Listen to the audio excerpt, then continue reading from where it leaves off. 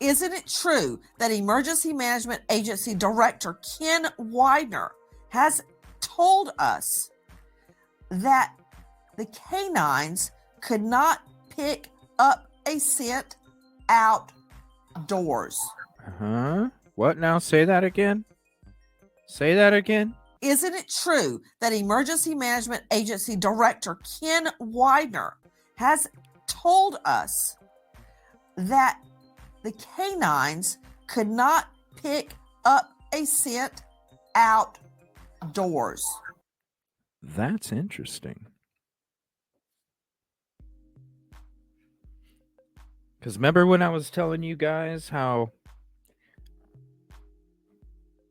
it seemed like it might have been all show? We've always heard like the dog found a scent, went through the backyards, got to the retention pond, jumped in the pond.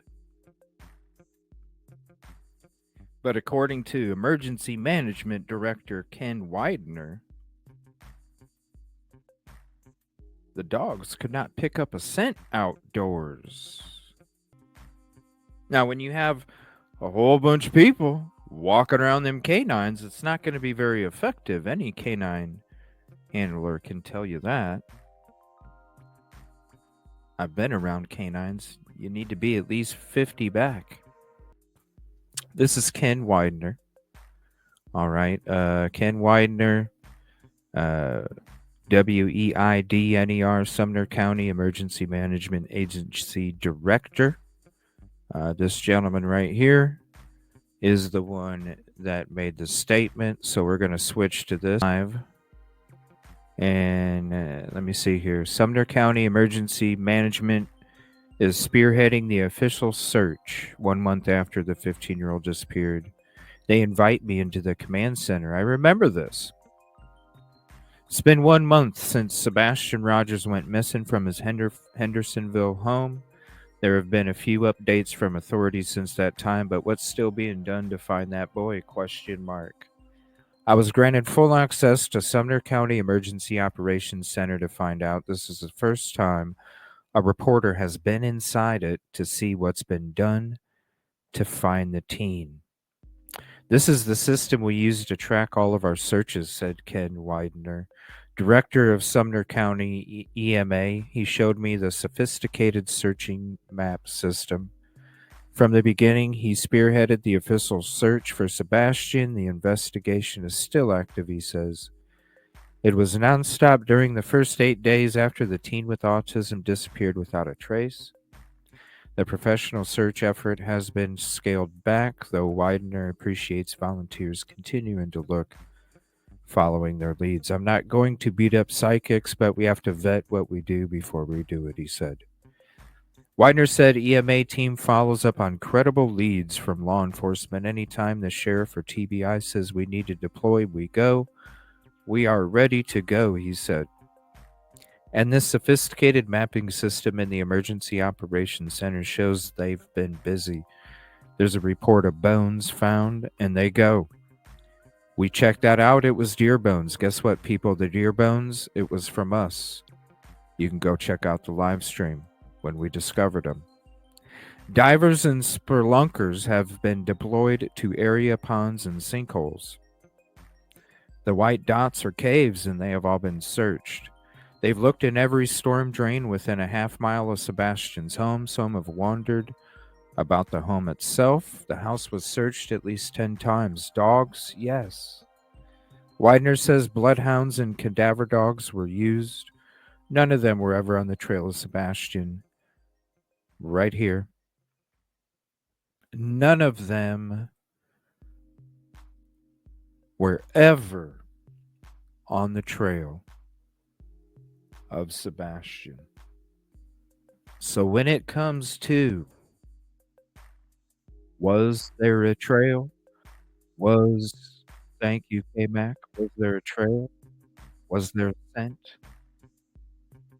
Did CJ say a long ass time ago it was probably all show? Guess what? It was 1 month ago that Sebastian Rogers disappeared from his Hendersonville home. Now, this is one of the first times anyone's been inside the Sumner County Emergency Operations Center with a chance to take a look at all that's been done on this map to help find the teen. This is the system that we use to track all of our searchers. Ken Widener is director of Sumner County EMA, and from the beginning, he has spearheaded the official search for Sebastian. The investigation's still active. It was nonstop during the first 8 days after the teen disappeared. No trace of him. The professional search effort has since been scaled back, though Widener appreciates volunteers who continue to look following their own leads. I'm not going to beat up psychics and things, but we've got to vet what we do before we do it. Widener says they follow up credible leads from law enforcement. And anytime the sheriff's office indicates or TBI indicates where you've got an area of interest that we need to search, we go. We're ready to go. And this sophisticated mapping system in the Emergency Ops Center shows they've been busy. There's a report of bones found, and they go. Fresh bones. We checked that out. It was deer bones. Okay. See what I'm saying? We were along the highway. And then we were kind of walking along, and as we're walking up, we're going back up, and I'm looking out in the distance, and I'm like, damn, there's some garbage bags out there. I'm going to go down there and check them. I can't just sit back and not go check that. There was like 9 or 10 garbage bags out there. It was really crazy. And I'm like, I don't give an F if there's snakes, whatever, I'm going. So I went down there. And as I'm walking around and I'm looking and just kind of moving them around a little bit, you're not poking them, you're not stabbing them, you're not picking them up. You're moving them around a little bit. And then if there's like leaves in it or something, well, then we come across to this one bag, and I'm looking at it, and I'm like, oh my gosh, there's bones in there. Now, we were only searching for, like I said, it was maybe a little over a month that Sebastian was missing. Instantly in my mind, I already knew it wasn't Sebastian, okay? Because he wouldn't have decomped that quick. I already knew it wasn't Sebastian. I didn't even play it off. Guess what? Breaking news. Look what I found. I didn't even do that. We called it in. Law enforcement came out there. They're the ones that opened up the bag. They're the ones that were able to confirm what it was. Because to me, when I walk across and there's a little tear in the bag and there's some bones sticking out, listen, I already know it's not Sebastian. He's not decomped that quick. But do I know it's not some other missing child? No, I don't. So you need to call it in anyway. It got called in. You can see I'm sitting there. This is why it's important that I'm live, because it shows the truth. It documents the truth every moment. You can see I'm sitting there waiting for law enforcement to come out. Law enforcement comes out. There's one individual at first. Then there's another individual that joins them. After that individual joins them, then we go out into the woods and they check the bags and they go through them. And we go through all the different bags. You can see it. It's right there. That's how you properly search. It ended up being deer bones. So yes, when this guy right here is referring to deer bones, those are the deer bones he's referring to, because this is when I just started my searches. And right after I just started my searches, that's when I found the bones. But yes, they were deer bones. These are the same bones that this guy's referred. And this sophisticated mapping system in the Emergency Ops Center shows they've been busy. There's a report of bones found, and they go. Fresh bones. We checked that out. It was deer bones. Also, they've looked in every storm drain within a half mile of Sebastian's home. And some have wondered about the home itself. The house was searched at least 10 times. Dogs? Dogs, yep. Half a mile. Did you hear? So the The pipes have been searched within a half a mile of this property. Are you for real? What's up, Danny? Are you for real? Do I have to show these pictures again? I think I do. This is a straight up effing lie when you're going to tell me that these manhole covers within a half a mile of this house were searched effectively. You're effing lying. You're effing lying.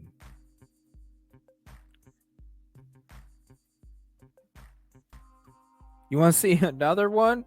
How much you're effing lying? Look at this drain. Look at how full of mud this drain is. It's half full of frickin' mud. There is no way you checked all these drains within a half a mile area with that kind of mud. You're going to tell me you checked all of these drains right here? You're going to tell me you checked all of those drains. And then the last time I was there, this is what it looked like. All of the mud that got washed out. You guys saw what I should. Check out my part 4 of my manhole theory and why it's so important. I go through a whole bunch of footage, a whole bunch of breaking down just footage and photos and giving you the different dates just to show you guys how much this is a bunch of BS when it comes to these drains being checked. You're out of your damn mind. Look at all the mud that washed out of these drains. You're out of your mind. You're out of your mind. You're out of your mind. Look at this hill. The white dots are caved and they've all been searched. Also, they've looked in every storm drain within a half mile of Sebastian's home. What footage was that?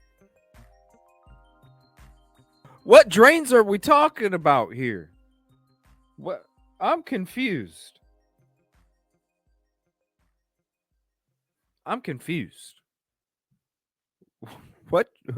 What drains are we talking about? Are we talking about these drains? These drains? What drains we talking about? The house was searched at least 10 times. Dogs? Dogs, yep. Widener says bloodhounds and cadaver dogs were used, but contrary to some reports, None of them, to my understanding, were actually on a trail that was following Sebastian. Dang! From his understanding, none of them were on a trail following Sebastian. There was no dog scent trail. The dog jumping in the pond was probably from all the chaos that was taking place in that neighborhood, because there's a bunch of neighbors walking all by these canines that need room and space and quiet and focus to do their job, not chaos. The reason the dog jumped in the pond wasn't because of Sebastian's scent. It was because of all the chaos that was going on in that neighborhood. Widener says bloodhounds and cadaver dogs were used, but contrary to some reports, None of them, to my understanding, were actually on a trail that was following Sebastian. So here is, it's back when we were CJ's Crime Concepts podcast.